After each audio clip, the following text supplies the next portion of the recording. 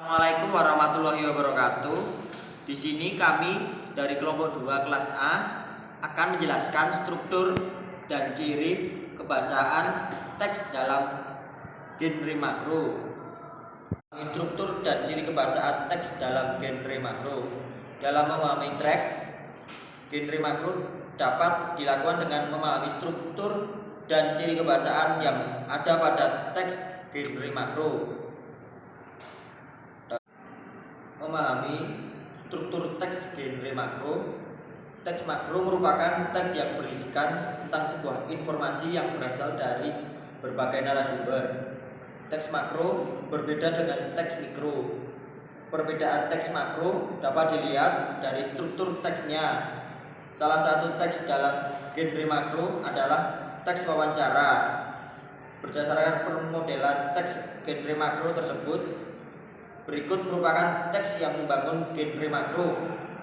Orientasi. Orientasi merupakan bagian struktur yang berkaitan dengan waktu, ruang, dan suasana di dalam sebuah teks genre makro. Orientasi juga berisi tentang peninjauan untuk menentukan sikap yang tepat dan benar. Pandangan yang mendasari pikiran, perhatian, dan kecenderungan. Orientasi merupakan gambaran umum tentang pemilihan materi yang akan digunakan sebagai wawancara. Gambaran umum karya atau benda tersebut bisa berupa paparan tentang nama, kegunaan, dan sebagainya. Meneruskan dari penjelasan sebelumnya. 2. Pernyataan pendapat. Pernyataan pendapat berisikan gagasan utama atau prediksi penulis tentang sebuah permasalahan yang berdasarkan fakta. 3. Argumentasi.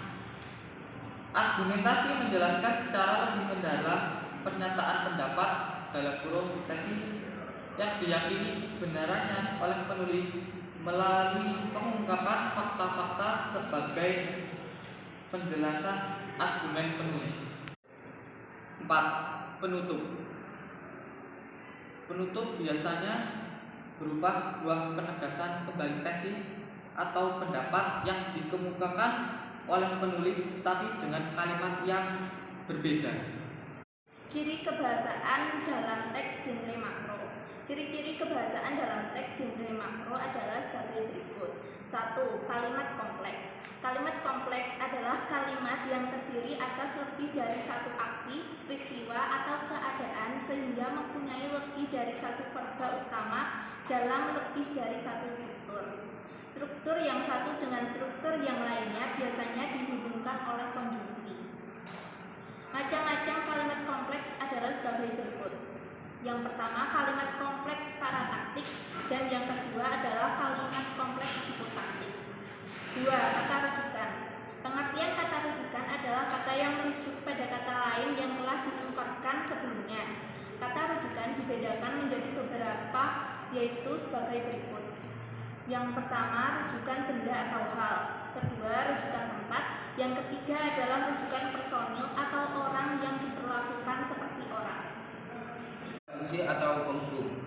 Konjungsi disebut juga sebagai kata penghubung atau kata sambung. Dengan kata lain, konjungsi adalah kata atau ungkapan penghubung antar kata, antar frasa, antar klausa, dan antar kalimat. Konjungsi terbagi dua, yaitu sebagai berikut. 1. Konjungsi koordinatif. Yang kedua, konjungsi subordinatif. 4. Kata sifat. Kata sifat ialah kelompok kata yang mampu menjelaskan atau mengubah kata benda atau kata ganti menjadi lebih spesifik. Hal tersebut karena kata sifat mampu menerangkan kuantitas dan kualitas dari kelompok kelas kata benda atau kata ganti.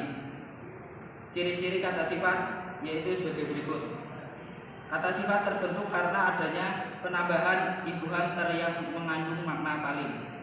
Kata sifat dapat diterangkan atau didahului dengan kata lebih, agak, paling, sangat, dan cukup. Kata sifat juga dapat diperluas dengan proses pembentukan seperti in, se, ditambah reduplikasi atau pengulangan kata, ditambah hebatnya. Contoh, sehebat-hebatnya, setinggi-tingginya, dan lain-lain. 5. Kata kerja. Verba atau kata kerja adalah kelas kata yang menyatakan suatu tindakan, keberadaan, pengalaman, atau pengertian dinamis lainnya. Jenis kata ini biasanya menjadi predikat dalam suatu frasa atau kalimat. Ciri-ciri kerja yaitu sebagai berikut. 1. Biasanya bukan kata pertama dalam suatu kalimat. 2. Dapat didahului oleh kata-kata seperti akan, hendak, sedang, susah, dan hampir. 3. Tidak didahului oleh awalan ter yang berarti paling. 6. Kata keterangan. Kata keterangan dibagi menjadi 2, yaitu sebagai berikut. Yang pertama, kata keterangan waktu. Yang kedua, kata keterangan tempat. Itulah sedikit penjelasan mengenai struktur dan ciri kebahasaan teks dalam genre makro. Demikian penjelasan mengenai materi bahasa Indonesia yang dapat saya berikan, dan terima kasih.